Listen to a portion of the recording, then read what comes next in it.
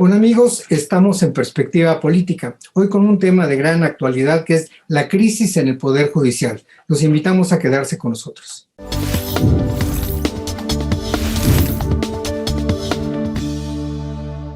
Análisis. Debate. Opinión. Perspectiva Política. Con Alejandro Ramos. Hola amigos, estamos en Perspectiva Política. Le damos la bienvenida al doctor José Noé Mijangos, quien es especialista en materia jurídica. Bienvenido, doctor. Entonces la pregunta pues es la de moda, la que es obligada. ¿Qué está pasando en el Poder Judicial que después de poco más de 20 años vuelve a vivir una tremenda crisis que realmente pone en duda su viabilidad? ¿Qué es lo que ocurre? Muchas gracias, agradezco a Alejandro Ramos la invitación que me haces al programa y bueno, pues es un tema muy relevante. El día de hoy justamente llegó a uno de sus picos, de sus tantos picos que ha tenido a partir del miércoles 4 de agosto. Y bueno, 25 años, dice José Luis Vargas justamente en su carta de renuncia de 2 hojas respecto de lo que cumple el Tribunal Electoral del Poder Judicial de la Federación. No exactamente 25 años, es una metáfora que él utilizó porque lo cumple el 22 de este mes, justamente, los 25 años. Esa reforma a la constitucional, al Poder Judicial de la Federación, que Zedillo implementa en el año 96, pues da la idea de una renovación muy bien constituida. El espíritu de la ley está muy bien planteada. No creemos que haya ningún tipo de distorsión en términos de sintaxis respecto de la ley. Sin embargo, como ocurrió con el INE, pues la primera generación de aquel órgano constitucional llamado Instituto Nacional Electoral, y por el lado del Poder Judicial de la Federación, el Tribunal Electoral del Poder Judicial de la Federación, pues sus primeros colegiados fueron interesantísimos. Generaron una serie de precedentes legales que justamente la 11ª época en la Suprema Corte de Justicia de la Nación pues está dando mucho de qué hablar en términos propositivos, porque eso es lo que ahora está en boga en términos de resoluciones judiciales. Y bueno, conforme se iba agarrando de las salas regionales, en el caso del Tribunal Electoral, pues magistrados para que constituyeran la sala superior, ahí donde se fue haciendo una degradación del funcionamiento de la sala superior del Tribunal Electoral del Poder Judicial de la Federación. Y bueno, hacemos un símil con el INE porque sucedió lo mismo. La primera generación de consejeros electorales fue tremendamente y avasalladoramente interesantísima en cuanto a resoluciones que se fueron generando en el Consejo General, pero después se hizo o se echó mano de consejeros que venían haciendo escalafón en el servicio profesional electoral, el caso de, por ejemplo, Baños y otros consejeros que ya no están ahorita en funciones, que en un momento determinado han distorsionado el espíritu de la ley. Yo creo que cuando se hace la reforma del 96 con Zedillo, pues había una muy buena puntualización de qué es el factor que tenía que ser trascendente en el Poder Judicial de la Federación, pero conforme se fueron estableciendo los alcances, también el espíritu de la ley pudo estar considerando un riesgo a la hora de ejercer justamente las facultades. Por ejemplo, ahora que se da esta destitución del presidente del Tribunal Electoral del Poder Judicial de la Federación, José Luis Vargas, pues lo hace un cónclave de 5 personas, de 5 magistrados, entre ellos una mujer, que prácticamente es la mano que está detrás de todo este proceso. Estoy hablando de Yanine Otálora, y obviamente que pues es una vendetta después de que en el 2019 se le solicitó prácticamente la renuncia con aquella crisis de resolver la elección en Puebla, que bueno, dio la victoria al PAN. Unos días después vino el accidente, deja ese cargo, otra vez se vuelve a elegir al gobernador y bueno, llega el que es actual gobernador de... Sí, pero hay un aspecto bien importante, no solamente en el terreno electoral, es donde evidentemente el Poder Judicial pues presenta todas estas deficiencias y pues controversias o debates o motivo de discusión que tú has planteado, sino como un gran poder, un poder de la Federación, realmente también presenta otras fallas. Es decir, ¿en qué aspecto, por qué ha fallado tanto el Poder Judicial, no solo en el electoral, sino en general como un poder pues constitutivo de la nación?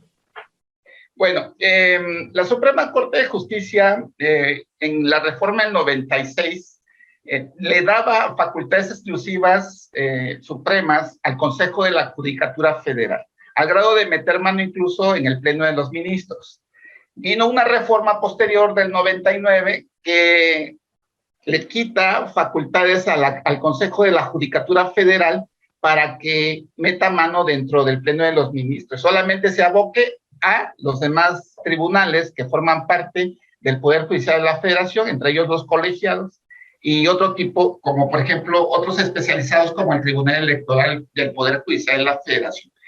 Este pleno de ministros, pues obviamente que ha venido seleccionando a sus integrantes a partir de un procedimiento que la Constitución marca en la parte orgánica que va del 94 al 107 en la Constitución. Y obviamente que este tipo de ascensos no han sido suficientemente fiscalizados. No digo supervisados, digo fiscalizados, que es una expresión que da mayor anchura a lo que quiero dejar entrever de lo que sucedió al final con la composición actual de lo que consideramos es la 11ª época, que acaba de entrar en mayo de este año, y por palabras del ministro presidente Arturo Saldívar. Pero, por ejemplo, nada más por poner un detalle de último momento, Arturo Saldívar también da pie a que, por ejemplo, de repente el Tribunal Electoral tenga este desaguisado, porque él espera 106 días para que se declare si esta extensión del mandato que le otorgó el 13º artículo transitorio de la reforma judicial lo iba a aceptar o no. Y obviamente que esa situación generó un callejón sin salida que justamente está desembocando, tiene como consecuencia un vacío de gobierno, un vacío de poder en el Tribunal Electoral del Poder Judicial de la Federación. Entonces, es un problema muy serio porque es, pues, en primera marca que el organismo encargado de impartir justicia, en este caso electoral, pues realmente pues no funciona, y después de 25 años, eso creo que es casi una tragedia para el país. Pero bueno, regresamos sobre este tema después de un minuto. Perspectiva política. Regresamos. Vivimos en un mundo dominado por las tecnologías de la información y la comunicación. Los medios de comunicación mejoran el alcance y el impacto de nuestros productos y servicios. Incrementa tus clientes y gana posicionamiento en tu marca. Anúnciate en IDC y sé parte de los cambios que marcarán diferencias en los medios digitales 2021. Si estás interesado, mándanos el siguiente código para hacer válida la promoción especial que IDC tiene para ti en conmemoración de sus 35 años.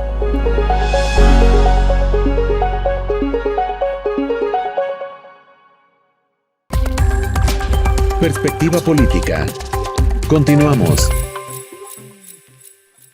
Pues bien, amigos, regresamos con este tema pues de mucha controversia, que es el papel que está jugando el Poder Judicial de la Federación, pues fundamentalmente en el tema electoral, sobre todo pues porque prácticamente ha quedado destruido este organismo y repite lo que hace 25 años hizo el presidente Zedillo, pues más o menos por razones similares. ¿Quiere decir que después de 25 años, en lugar de mejorar, empeoramos? Sí, además yo creo que lo que está pasando en el Poder Judicial de la Federación en su conjunto, que reúne la Suprema Corte, el Tribunal Electoral y los colegiados, es una situación que está siendo pasada por alto por los propios ministros, porque digamos que el contexto de los abogados que se dedican a hacer carrera judicial, o incluyendo aquellos que son académicos y que de repente se proponen para una convocatoria abierta, como lo fue, por ejemplo, la designación del ministro Cosío, en un momento determinado ese tipo de contextos son muy mimetizadores. ¿Qué quiere decir esto? Que quien llega como novato dentro del Pleno de la Suprema Corte, inmediatamente le empiezan a manejar una serie de artilugios de cómo debe de desempeñar su papel dentro del Pleno de Ministros. Y esto viene de doctrinas muy anquilosadas, muy trasnochadas, como por ejemplo la jurisprudencia analítica. Todavía se dicta ese tipo de procedimientos en las escuelas de derecho. Y bueno, pues ahora se está tratando de hacer una especie de nomenclatura en los tribunales de cualquier país, cualquier nación próspera, en cuanto a que no solo seamos abogados completamente metidos o puros en el contexto legal, sino que también tengamos una especie de hibridismo, que seamos abogados, pero que también reconozcamos en la ciencia política algo que pueda sustanciar, por ejemplo, o que pueda advertir un amago, como el que, por ejemplo, se planteó en el Tribunal Electoral del Poder Judicial de la Federación. Porque si de repente nosotros checamos qué sucedió, por ejemplo, para que se hiciera esa sesión pública, en donde Otálora le dice a los 4 magistrados que se va a poner en evidencia la trayectoria de José Luis Vargas, pues inmediatamente lo único que recurre dentro del articulado constitucional es al 99, en su párrafo segundo, que viene siendo que la sesión es pública. Solamente eso. Y no hay más que le pueda ayudar a Otálora para decir que digamos, ese desconocimiento al presidente del Tribunal Electoral sea legal. Bueno, pero este tipo de incidentes, por llamarlos de algún modo que tú refieres, pues realmente refleja que después de un cuarto de siglo prácticamente seguimos igual, que la Suprema Corte de Justicia, que en su conjunto es uno de los poderes de la nación, pues prácticamente está perdiendo el tiempo y se ha prestado a negociaciones particulares. Ahora, ¿qué tipo de negociaciones son estas? ¿Son de poder o de dinero? Yo creo que de las dos cosas, porque, por ejemplo, ya hubo un consejero del Consejo de la Judicatura Federal, Felipe Borrego, que hizo un trabajo de investigación interesante respecto del nepotismo, respecto de lo que se puede considerar la ayuda a familiares para que entren a los circuitos, a los 32 circuitos a trabajar. Y obviamente que este tipo de situaciones que se diagnosticaron en su momento, después inclusive vino otro investigador que habla sobre lo mismo, pues tuvieron que entrar en la reforma judicial que justamente ya se publica el 22 de abril de este año. O sea, ¿qué quiero decir con esto? La Suprema Corte apenas está tratando de armonizarse bajo un esquema que capitalice que las cosas vayan funcionando en el Poder Judicial sin que haya mucho compromiso, como lo han venido resolviendo los acuerdos, las resoluciones del Consejo de la Judicatura Federal, que pues está bajando del caballo a un magistrado que entró en un proceso de contubernio con alguna de las partes, etcétera. Todo esto... Pero entonces, en ese caso, realmente no se está aplicando la ley. Todo no. Resultado de componendas, de arreglos, pues son absolutamente ilegales, ¿no? ¿Qué se puede hacer para actuar de inmediato?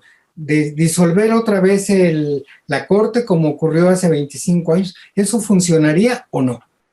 Bueno, hay varias formas. Por ejemplo, se está tratando, a partir de otro poder, que es el Ejecutivo, está tratando de ser, digamos, que considerado con el Poder Judicial, porque él puede meter mano. Y el Poder Legislativo también puede meter mano dentro del Poder Judicial para reformarlo.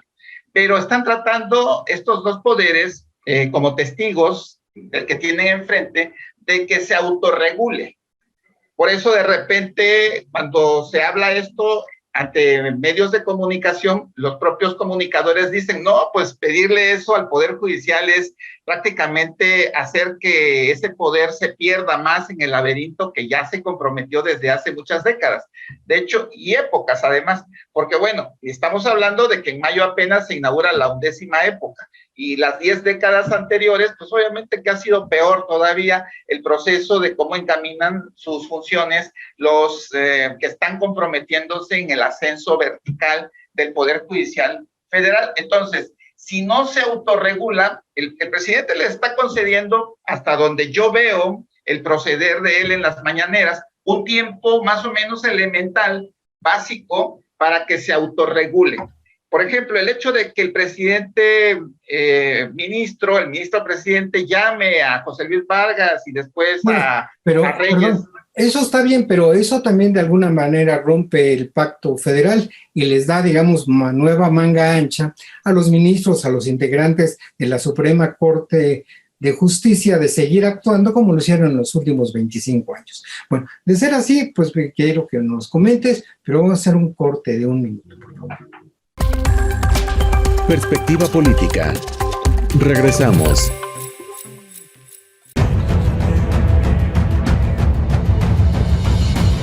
En 1986 nació Información Dinámica de Consulta con la misión de dar información a profesionales del ámbito jurídico. Evolucionamos contigo y en 2001 logramos informarte en tiempo real gracias al nacimiento de IDC Web. Dimos paso en el 2016 a Foro IDC, un evento de alto nivel para el impulso de la competitividad del empresario mexicano. En 2017, unificamos cada avance bajo el dominio www.idconline.mx. Hoy puedes encontrarnos en múltiples plataformas con información vanguardista y especializada para capacitar e informar a los elementos clave de las empresas.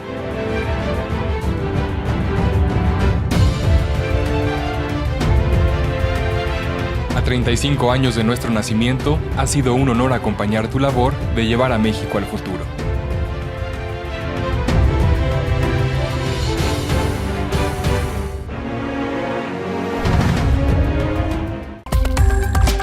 Perspectiva política. Continuamos. Bien, pues regresamos en Perspectiva Política con el tema de debate de la Suprema Corte de Justicia y por las opciones que tiene. Ya hace 25 años se trató de modificar y pues resultó un desastre, creo que resultó peor, se fue de acuerdo con los resultados que se ven ahora que como estaba. Ahora se plantea una intervención de otro poder, en este caso del presidente de la República, quien también pues se ha hecho un lado, dice pues mejor yo no me meto, que se arreglen ellos. El poder legislativo pues tampoco se ha manifestado. Entonces, ¿qué es lo que está pasando? Si uno de los tres grandes poderes de la Unión está fallando tan lamentablemente y refleja no solamente pues diferencia de intereses o de conceptos jurídicos, sino más importante, de arreglos de carácter económico y también probablemente de carácter de grupo, lo cual impide tener pues una Suprema Corte eficiente, pulcra y adecuada a lo que demanda el país. Entonces te preguntamos, ¿qué podemos hacer? ¿Qué se puede hacer? Si el presidente ya dijo que él no participa en esto, el Poder Legislativo pues no ha dicho nada claramente y el Poder Judicial pues también ya renunciaron todos. Entonces, ¿qué va a pasar? Pues esperemos que si la autorregulación fracasa, inmediatamente haya una intervención legislativa para efectos de que se formule una adecuación legal que transforme al Poder Judicial y el presidente pues yo creo que sería la última opción porque se puede considerar una intervención directa a la independencia judicial. La independencia judicial trae implícita la discreción judicial y la discreción judicial es el criterio que se debe de honrar al momento de tomar una resolución. Eso es lo que está faltando en el Poder Judicial en la Federación. O sea, se deshonra el criterio para el cual se viene a trabajar y funcionar dentro del sistema judicial. Por ejemplo, hace un año justamente, 12 de agosto del año pasado, salieron en las noticias una confrontación entre Bernardo Batis, consejero de la Judicatura Federal, y el que era presidente en ese momento del Tribunal Electoral, que es ahora, quedó otra vez como interino, y justamente es el mismo que quedó como interino después de que Yanine Otálora había dejado el puesto, que es Felipe Fuentes Barrera. Y él, junto con José Luis Vargas, le decían a Bernardo Batis que querían 10 camionetas blindadas. O sea, que en un momento determinado la discreción judicial se pierde dentro del laberinto en el que se desenvuelven algunas acciones, digamos, inversas a la justicia. Bueno, Batis los bateó, valga la expresión, en ese momento, y se les dijo que no se les iba a otorgar nada porque además ese tipo de concesiones se les dan a personas en específico y no en grupo o en bandada como ellos lo querían tener. Bueno, en este caso pues es más claro todavía que el Poder Judicial está cumpliendo un papel que no debía cumplir. De hecho, realmente le está fallando al Pacto Federal, le está fallando al país, a la federación, y hace urgente una intervención. Ya no, pues el Poder Ejecutivo dice que él no va por lo pronto, entonces el Poder Legislativo pues tendría que actuar, pero con mucha premura, porque ya vienen acontecimientos, pues como la revocación de mandato, que va a requerir también reglamentos muy precisos y por lo menos sancionados por la Suprema Corte, en fin, o por estas instancias. Entonces, sí, el país se podría decir que está en medio de una crisis de autoridad judicial. Sí, obvio que sí, porque ahora las exigencias que demanda la sociedad son más, digamos, delicadas. O sea, está observando la sociedad a partir de una libre expresión, a partir de un derecho a la información. Se está dando cuenta la sociedad de lo que desconocía del Poder Judicial de la Federación.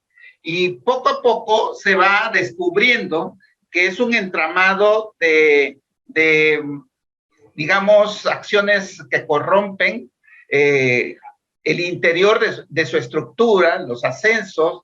Por ejemplo, nosotros, si nos vamos a la parte más baja del Poder Judicial de la Federación, que son los secretarios de juzgados, son los que hacen más negocios todavía, porque no ascienden. Y justamente eso hemos venido nosotros advirtiendo, que los secretarios deben de ascender rápido, porque si se estancan en el puesto, empiezan a traficar con influencias, empiezan a meter a sus propias familias, la famosa endogamia, empieza a generar este tipo de situaciones que tienen que ver con el enroque, que es la endogamia cruzada. Mi familiar se va a tu circuito, tú mándame a tu familiar en mi circuito, y son los que hacen mejores negocios todavía. Porque la carrera judicial hasta antes de la reforma, y habría que revisar si en esta reforma ya lo contempla, solamente eran a partir de juzgadores de distrito, es decir, los juzgados federales hacia arriba. Y lo que se quedaba abajo, pues como no va a ascender rápidamente, pues tiene que funcionar de otra manera, tiene que buscar sus propios criterios de ingresos ampliados. Bueno, entonces aquí lo que tú nos dices es que de alguna manera hay reglas que están establecidas, pero que no sirven para nada porque a cada quien las interpreta de acuerdo con su conveniencia y peor aún a través de la corrupción. Entonces, esa es una situación realmente crítica para el país, pues en una situación de cambio donde también se plantea la honestidad como como debía haber sido siempre, como una pauta que habría que acogerse todo el mundo, todo su país, especialmente los poderes de la Unión. Pues a mí me parece que esto es una situación grave. Yo te pediría una conclusión sobre esto muy breve. ¿Qué se puede hacer? Pues la solución lo tiene ahora el Poder Judicial. Yo sigo en esta idea de que tiene que autorregularse, que se tiene que dar cuenta que está en un proceso de tránsito que tiene más efectos fiscalizadores. Uno de ellos, muy material, es la unidad de investigación financiera, Y justamente cuando José Luis Vargas se le pone como presidente, pues también no sé qué pasa en el entramado de conciencia que él contemplaba en funciones, porque pues la UIF le estaba detectando algunas acciones irregulares dentro de su comportamiento financiero. Y obviamente que estas razones de autorregulación se deben a que hay que permitirle al Poder Judicial que entre en su propio estado de conciencia para que de esa conciencia sectaria que tiene ahora pase a una conciencia colectiva. Eso podría ser para mí la parte más significativa. Claro, pues muy bien, pues te agradecemos mucho tu presencia en este programa. Resultó de gran interés y nuevamente muchas gracias. Al contrario, Alejandro, estoy para servirles. Bien, pues esto fue Perspectiva Política. Los esperamos la próxima semana. Muchas gracias.